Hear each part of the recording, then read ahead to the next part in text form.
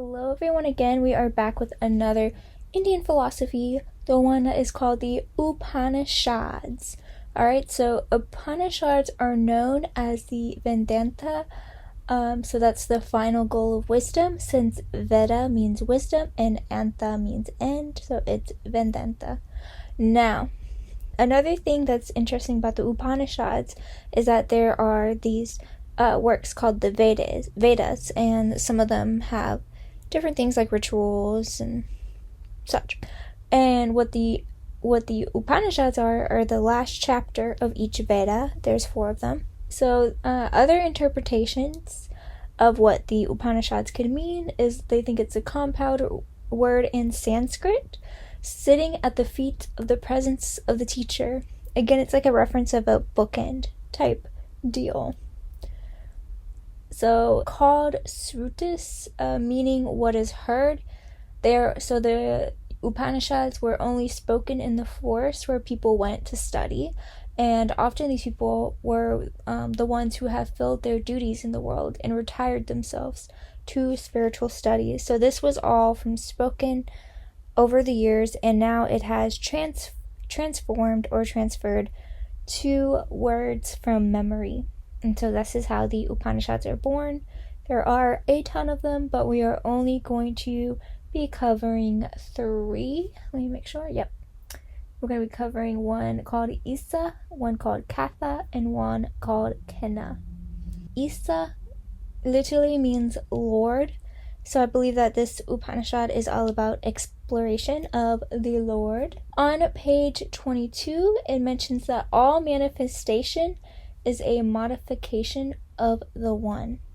Everything that we see in this world, everything that is a part of the One. It is a modification. Everything is within the One's mind. It's part of the One. So on page 26, it mentions that Atman is present everywhere, and that is the spiritual self, the person's soul. It says, if you run, he is there before you. He is the air. Nothing can live without air. All things must draw life from their cosmic self. We are built here. We are able to breathe. We are able to interact with the world because of ourself, because of our perceptions of it. Without our perceptions, we would not even see or experience the world. On page 27, it says, when a man sees God in all beings, and God dwelling in his soul, how can he hate any living thing? It's a question for us to meditate on and to think, how can we hate anything if it is all a part of us, if it all is a part of God, the creator Brahman. Brahman is another name for God. Page 34, it mentions, so long as one believes to be a drop, like a drop of water, will remain separate and weak. But one who is one with the ocean has all the strength of the ocean. If you know that you are a part of this whole creation, this whole Maya, everything that is around you, anything that is living or non-living, it's all part of the creation. And if you know and you can envelop that you're a part of this as a whole, then you can feel that strength from that powerful feeling of love and creation that is a part of you. And so if you feel that you are separate and diverse from everything else, it's like a weak link. You have nothing to combine with, nothing to be interwoven with to keep you strong. You are but a mere string, and you are not a sewn together stitch. So now we're going to do a quick overview of what was in the Katha Upanishad. So on page 50 of this book, it mentions the ones dwelling in ignorance, driven by wealth and fame, are the blind, led by the blind.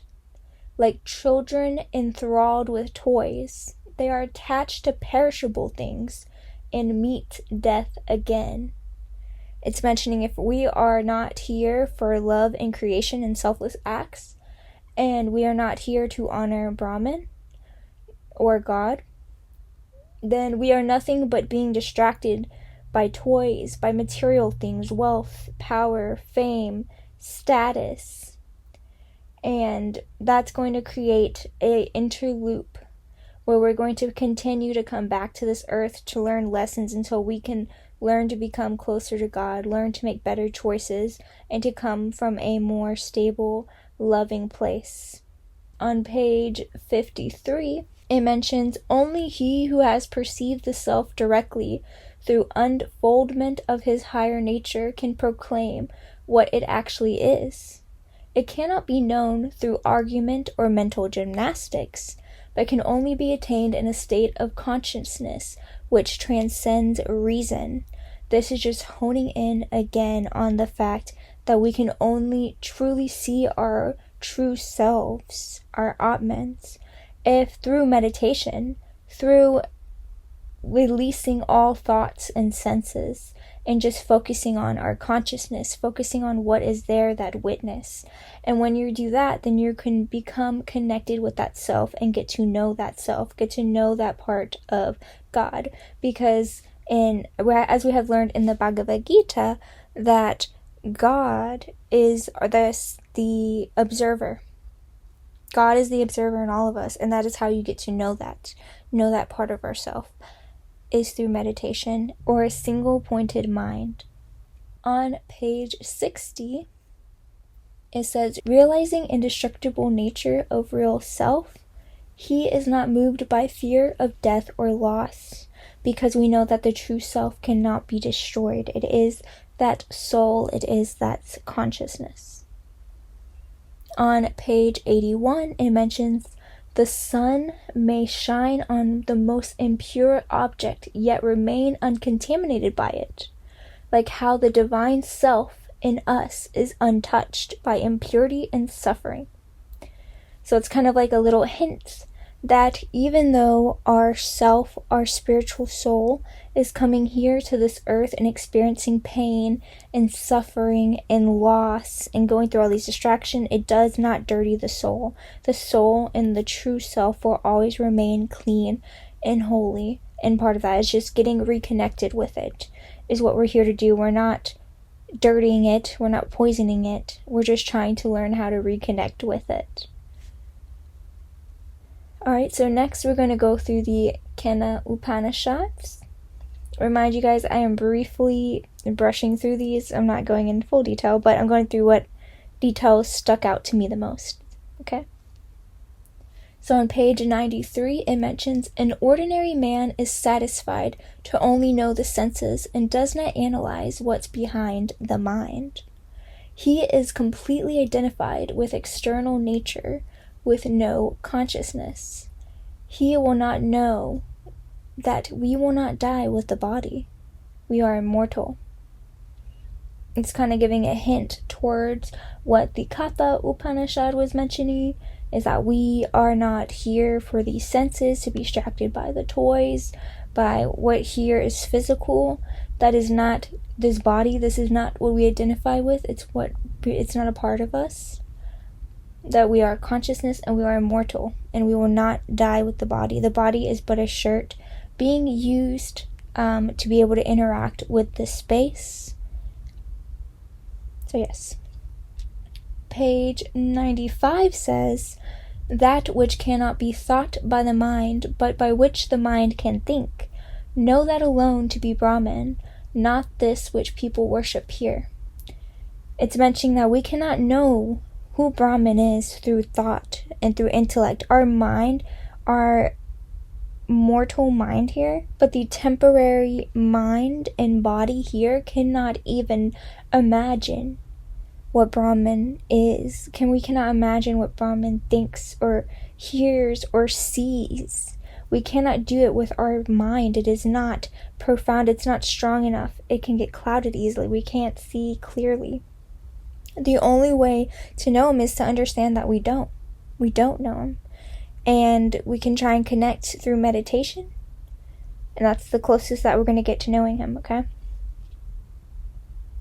On page 96 says, you can only know God in the fourth state of consciousness, the superconsciousness, not the waking, dreaming, or sleeping.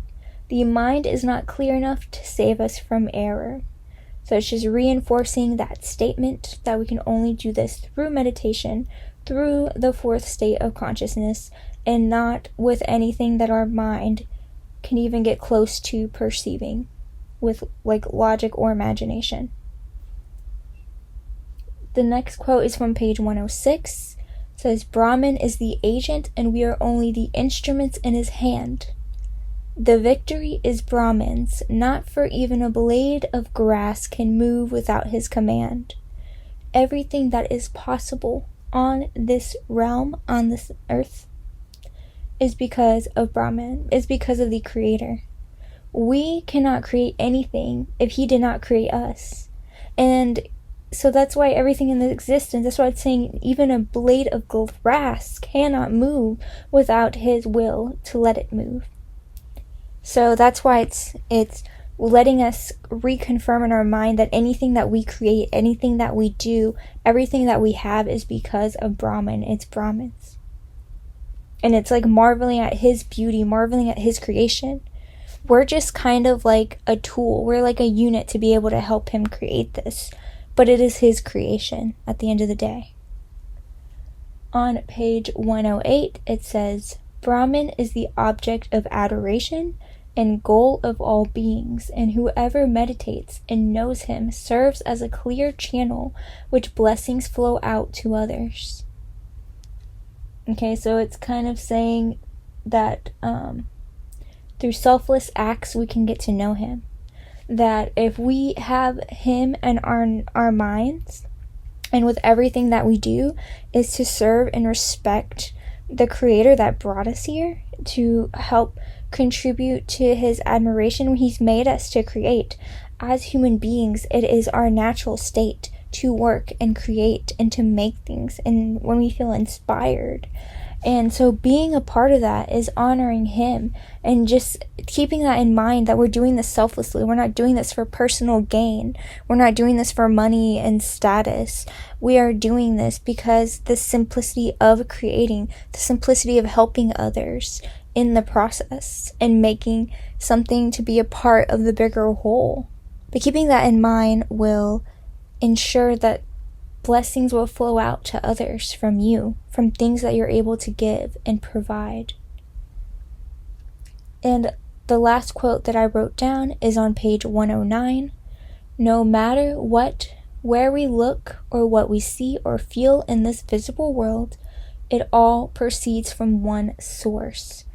It's bringing it back to let us know again that everything is from one source. Everything is one. Everything is together. It's hinting again, how can we hate something if it is a part of us? Because we are all the same. We are all from the same source. Every animate and inanimate object is from the same source. Everything we see, hear, think from that one source. And so that should just bring some peace and empowerment from that. You're encapsulated within that. Overall, I did enjoy, this is a specific Upanishads, again, because there's so many different sources. This one was translated by Swami Paramananda, and it's from the original Sanskrit. I did enjoy this book. I'm not gonna lie, I'm gonna be honest with you guys, transparent. I personally enjoyed Bhagavad Gita a little bit more, but of course it went more in depth. It's more like, these are just the Upanishads. These are what's at the end of the Veda. So this goes along very well with Bhagavad Gita, and so I think I'm really happy that I read Bhagavad Gita first and then reading some of the Upanishads, because I can appreciate them. They go together, they coincide well, they're reaffirming each other, and so I like it as like a deep, like another dive. Now I wouldn't say deeper dive, but I would say another reminder of what these teachings are about, and really honing in that and keeping it fresh on your mind. So for that, I do appreciate it for what it is. I know they have some Upanishads that go into like what's dreaming state and what's awake and are we in a dream, and they mention that because it's kind of hinting again that Brahman was lonely, so he created this all within his mind because he was lonely. He wanted to see these different perspectives and way of viewpoints of seeing things and experiencing things. we get to have free will on top of that, and he's getting to experience that through that. And I think all of that's so fascinating. All in all, I do appreciate the book for what it is, and if you want to read it, I will always, as always, put the link below. And yeah, just let you know I did enjoy this book, and I am excited for the next one. It's going to be not Indian spirituality, unfortunately. Although I have some more. I have Autobiography of a Yogi, which I read quite a bit ago, and I will reread it, and I will do a review at that time. And I'm excited to come back and reread it after reading these other books. And I have a lot of good books coming up, so I hope you're ready. Alright, keep reading. Bye.